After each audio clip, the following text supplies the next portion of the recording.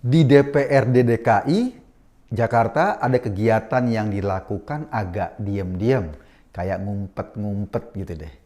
Kabarnya, informasi tentang ini awalnya hanya ada di lingkaran elit DPRD saja, tidak di-share ke semua anggota. Bahkan untuk kasus ini, mereka membuat semacam pansus atau panitia khusus untuk membahasnya. Apa isi bahasannya? Kenaikan pendapatan anggota DPRD. Kini anggaran kegiatan anggota DPRD naik berkali lipat. Jumlahnya sampai 888 miliar setahun. Kalau seluruh anggota DPRD DKI itu ada sekitar 106 anggota, artinya dengan angka 888 miliar setahun itu, setiap orang punya budget sampai 700 juta sebulan, bro. Untuk pendapatannya sendiri, maksudnya gaji gitu, setiap anggota DPRD naik sampai 3 kali lipat. Jika sebelumnya nih, setiap anggota dewan tiap bulan mengantongi 91 juta sebulan, dengan anggaran yang baru mereka bisa bawa pulang hampir 3 kali lipat dari angka sebelumnya. Belum ditambah pendapatan lain seperti uang kunker atau kunjungan kerja, uang rapat, tunjangan ini itu. Waduh, gue nggak tahu deh berapa jumlahnya. Pendapatan sampai sekitar 270 juta sebulan itu setara dengan pendapatan anggota dewan di Singapura atau di Australia. Lo bayangin, ini kelas DPRD loh, Jakarta, bukan kelas DPR RI. Padahal pendapatan per kapita Indonesia nggak sampai sepertiganya pendapatan per kapita Singapura atau Australia. Sampai saat ini, hampir seluruh anggota DPRD DKI mengaminkan rencana kenaikan itu. Wajar, siapa sih yang nggak mau gajinya naik, apalagi sampai 3 kali lipat. Yang kelihatan menolak kenaikan sebesar itu hanya fraksi PSI. Kenaikannya memang fantastis. Ketua DPW PSI, Michael Victor Sianipar, jelas-jelas dalam statementnya nggak mau kenaikannya gila-gilaan kayak gitu. Sementara semua partai yang lainnya kayaknya cuma manggut-manggut aja. Asik, gua naik gaji. Enak banget kan? Gajinya naik ke atas Monas, tapi di tengah kondisi masyarakat yang sedang tercekik sekarang. Iya sih, kita kan kondisinya masih pandemi. Rakyat sedang susah. Masa di tengah suasana kayak gini, anggota-anggota DPRD DKI itu nggak sensitif banget. Mereka kayak berfoya-foya dengan duit rakyat. Bahkan gaji anggota DPR pusat aja nggak sampai segitu kayaknya. Keterlaluan banget kan kenaikan ini? Bukankah kemarin DKI sendiri harus minjem duit dari pusat untuk menambal bolongnya anggarannya? Pinjamannya sampai 12 triliun lebih. Tahun depan juga pendapatan DKI dipastikan nurun.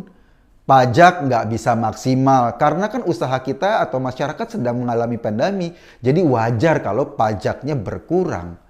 Mestinya sih ya secara logik yang dilakukan DPRD DKI justru berpikir untuk menghemat anggaran. Bagaimana pengeluaran yang berfoya-foya, pengeluaran yang nggak penting itu dipotong agar kesejahteraan rakyat nggak terganggu. Bukan malah pesta pora di tengah kesedihan masyarakat kayak gini. Kalau saya sih melihatnya ini sebetulnya salah satu langkah eksekutif atau Pemda DKI dalam rangka membungkam kekritisan DPRD. Kita tahulah, Pemda DKI ini kan banyak banget bolongnya. Anies kemarin baru aja dipanggil polisi karena kasus pelanggaran undang-undang karantina kesehatan yang melibatkan Rizik dan kelompok di Petamburan. Meski statusnya baru sebagai saksi, tapi pelanggaran yang terang benderang itu mestinya bisa menjadi peluru legislatif atau DPRD untuk mempertanyakan kebijakan gubernur. Wong jelas-jelas melanggar undang-undang. Kan kita tahu, salah satu klausul seorang gubernur bisa kena impeachment atau bisa diturunkan dari jabatannya oleh DPRD adalah apabila dia terbukti melanggar undang-undang. Nah, Anies dipanggil polisi dalam konteks pelanggaran undang-undang karantina kesehatan. Jadi itu alasan yang cukup untuk DPRD mempertanyakan atau melakukan kritik keras kepada Gubernur Jakarta. Bahkan kalau bisa impeachment. Belum lagi kalau kita bicara duit 500 miliar lebih yang disetorkan buat DP lomba Formula E yang rencananya dulu pengen dilakukan di Jakarta, sedang lombanya sendiri entah kapan terlaksana, nggak jelas. Artinya, secara moral, duit 500 miliar yang udah keluar itu kan harus dipertanggungjawabkan oleh Pemda. Dan nggak jelas pertanggungjawabannya sampai sekarang. Lombanya entah kapan, duitnya udah disetor kapan tahu. Jika para anggota DPRD sensitif terhadap derita rakyat, mestinya mereka menolak kenaikan tersebut. Kenaikan gajinya, kenaikan tunjangannya yang gila-gilaan itu. Kalau mereka rame-rame bungkem, itu namanya mereka memang sedang menari di atas penderitaan rakyat. Dan omong kosong mereka mau membela kepentingan orang-orang miskin di Jakarta kalau mereka sendiri nggak sensitif. Masa sih gaji anggota DPRD yang kira-kira 100 jutaan sebulan kurang? Angka 100 juta itu kalau dibeliin cendol bisa jadi kolam renang, kolam cendol. Silakan mereka berenang di kolam cendol tiap bulan. Nah, kalau naik 3 kali lipat berarti ada 3 kolam cendol ukuran olimpiade yang bisa mereka dapatkan tiap bulan.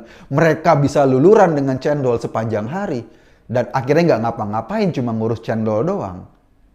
Untung aja isu yang mulanya ditutupi ini akhirnya terkuak ke publik. Kita jadi tahu kelakuan mereka. Mengetahui informasi kayak gini, apa sih yang kita rasain? Sebel sama kelakuan mereka. Kita nih semua lagi susah.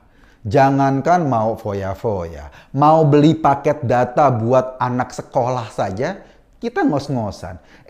Para wakil rakyat itu enak-enakan bancakan dari duit kita. Duit rakyat Jakarta yang dibayarkan dari pajak kita.